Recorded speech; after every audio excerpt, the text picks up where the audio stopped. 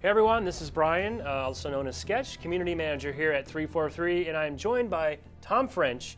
He is our UGC Director here at 343, and today we're excited to talk about all the new awesome stuff coming to Forge in the brand new free Monitor's Bounty update for Halo 5 Guardians. A huge update to Forge, correct? Yeah, this is easily our biggest update yet. We have, there's 650 plus new objects in there. There's a lot of like fan kind of requested ones, some new stuff that we hadn't added before, Forerunner pieces, Sandhealy pieces, a lot of new stuff. I think you told me that this update alone constitutes more objects than really any of the prior standalone versions of Forge in their entirety. At least all that I can think of. I went back through a few of them and I was like, I think we got all of them beat on this one update. So I'd like to just dive right in. Yeah. Why don't we start off with taking a look at one of our new canvases that we have. So this is the new canvas. This is Barrens. It's a desert canvas. This is like literally one of the most requested canvases that we could build. The community was always clamoring for this, and it has 3 really cool moods to it. This is my favorite, the kind of ominous dust storm kind of blowing in here. So it's, I don't know, it's just a really cool dramatic setting. And then we have another one that we'll show a little bit later. It's an underwater canvas, because the community really loves building underwater, even though Spartans are allergic to it, but it's good. So what are we looking at here inside this canvas? Are these some new objects? So these are some of the new pieces. So these are what we call classic scaled cargo containers. A lot of the community's been asking for these for making their recreations of existing maps. And so we took our current like modern cargo container style, but made it fit to the old kind of scaling. And then on top of that, to help them out, we built a bunch of like 5x5, which is more the classic scale, 510 based scale objects. And that'll help the community build, again, their recreations and their classics.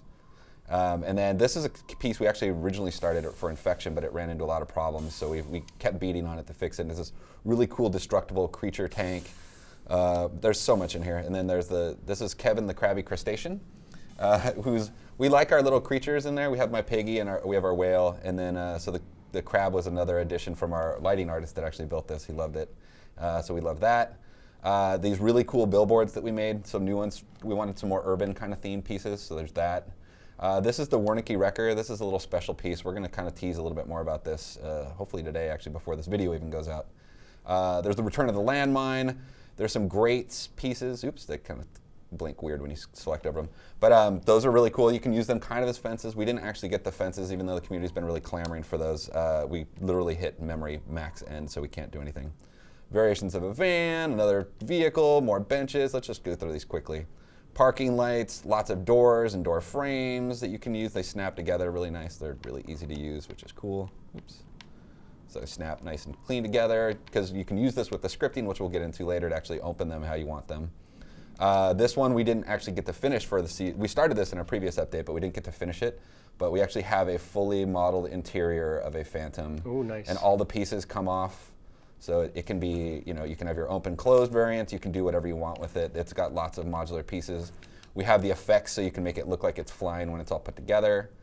Banners that we wanted a lot of Sandhealy pieces after. So we went with the classic Covey first, and then we started with the Sandhealy after that, and built a bunch of those pieces. The statues that everybody was begging for. Some really cool temple kind of pillars, and there's just lots of cool pieces that you can see for building stuff. We also wanted to make some beams, because people would use the light effects to actually create these, but they kind of fade out over distance. And so we actually had an effect artist build all these really cool beams. And we were kind of worried about getting all these in just because it was so much. But after I started seeing how they were coming together, we didn't cut them. We kept them, and they're really cool. I love them a lot. And then Forerunner pieces.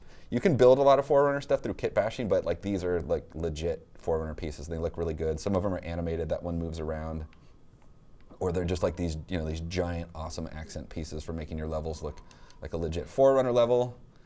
So we brought the grid back a few updates ago, but it was actually built to classic scale, and it didn't work with like modern maps. So that was something that we kind of actually changed and built a modern scaled version of the grid, which was kind of fun. This is a new thing that we have. We built new materials for this update. So there's 2 new material overlays. This is the new emissive material that we have, and it literally just glows and lights up rooms. There's more control parameters, so you can actually control how much it glows, which is really cool. It'll allow for some really neat lighting techniques. These were something that were built internally as of a hackathon. These just kind of, we call them pyramids. They're just kind of a weird little like pyramid angle piece that you can build stuff out of. They're just kind of fun. So we also adjusted the material overlay so you can control them a little bit better. So you can make your grime a little bit lighter, make it a little more medium, make it really heavy. It just gives a lot more variety to your levels. And then the other one that we really liked is this is shellac. So we made it look like you just put large layers of polyurethane over your objects, and it gives them that really smooth, kind of clean look and kind of futury, which is kind of cool. Or it makes these bricks look flat, which is kind of fun too. This is something that the community has been really asking for too, is the destructible pieces from the campaign.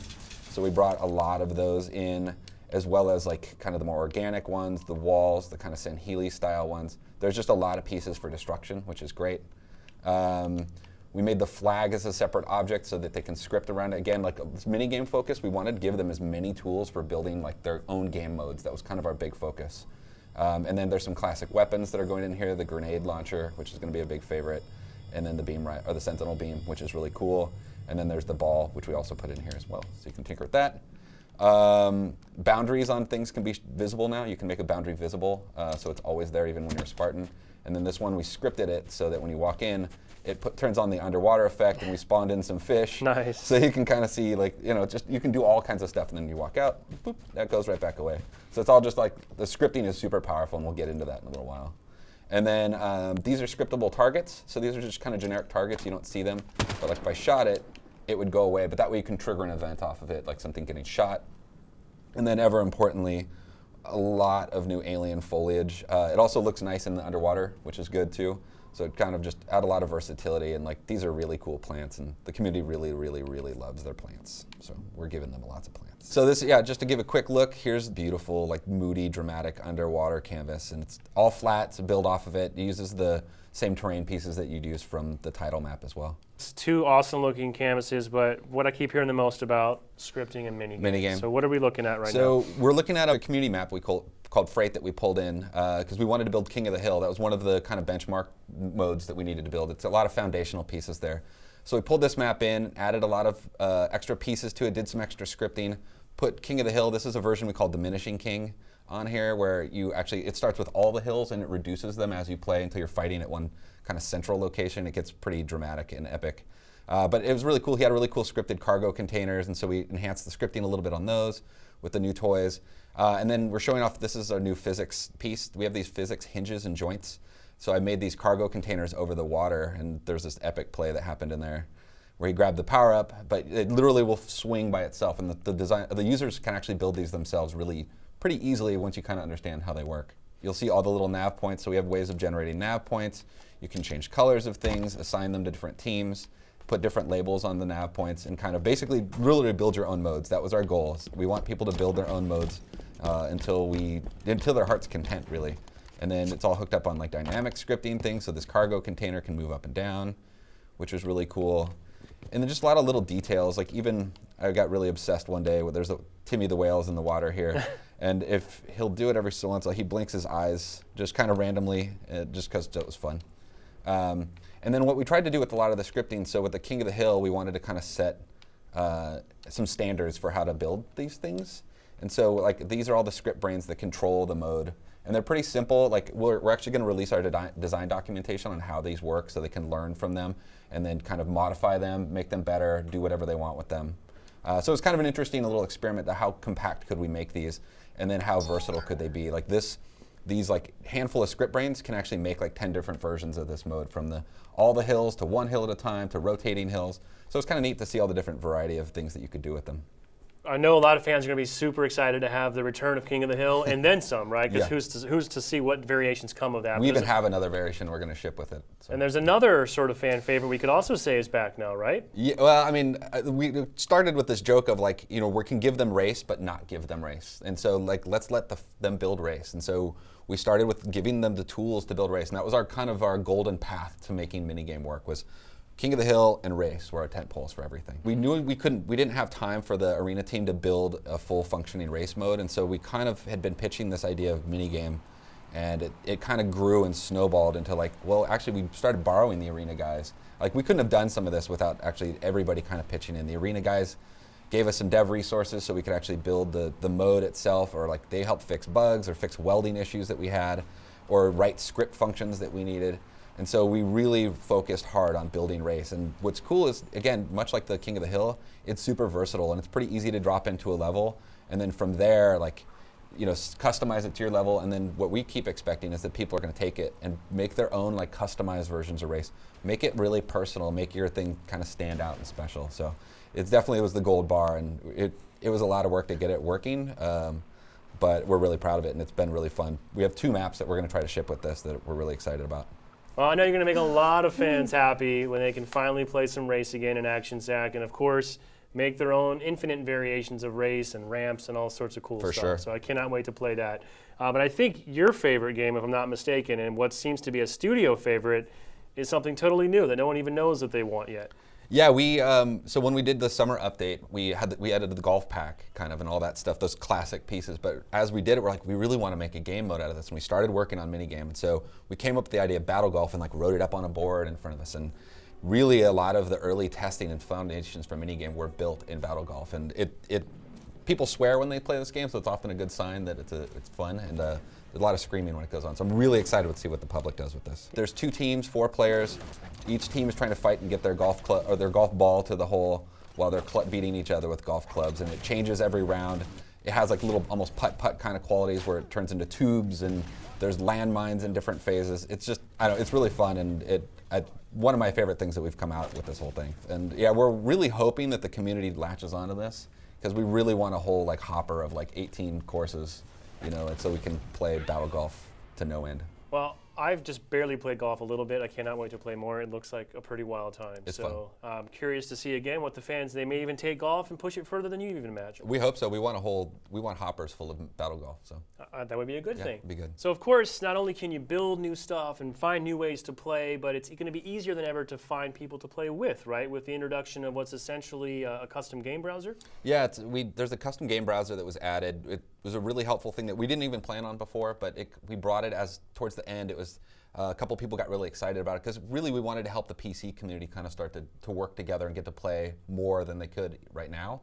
And so this is a great way for them to find a game. And you can either find a map that you really like and then find a game from there, or a game mode that you like through the file browser, or you can actually go through just like, let's find a game, like what's popular, what are people playing, and actually join into a game from there. So it's a really powerful tool to like connect the community together to play the game in all these kind of crazy modes that people are going to build with this stuff. Totally, and it actually kind of connects the dots if you think about the Windows 10 PC experience for Halo 5, which is totally free, by the way. Yeah. Not only do you have the Forge toolset, but now that you can find people to play with, you essentially have the entire sort of Halo Arena and Forge multiplayer suite fully playable for free on Windows 10. Yeah, and it's huge, and it's like, it was kind of this perfect storm of all these things kind of lining up, like getting the Arena guys to help us out, the mini game, the mode pieces, all these things just kind of landed nicely at the same time. And so I think we have this great time. We have probably one of the best Halo experiences available to you to play for free or on your console as well. Awesome. Well, Tom, appreciate you walking us through this. Again, I wish we had hours because I know the fans cannot get enough of this, but something tells me we're going to be hearing a lot more from you in the weeks to come. Before we go, just any tips or advice you'd like to impart on our hardworking forgers before they sink their teeth into this update? Yeah, I mean, I think the thing I would recommend to them is to think about it, think about the design, actually kind of work out your design, think about all your logic, experiment with things, but actually then when you want to build your game modes, actually write it out and then actually kind of plot it and build it. It helped save me a lot of headache and hassle. So we're going to release those design docs so that you guys can see how we learned how to build things. Awesome, and then iterate, of course, and then using these new tools, you can find people to come in and play test, and that's going to help make it easier for us here at 343 to take something and get it into matchmaking a lot faster. Absolutely. Cool, well thanks very much. We hope to see all of you in Halo 5, whether it's on Windows 10 or Xbox One, when the Monitor's Bounty update launches on December 8th.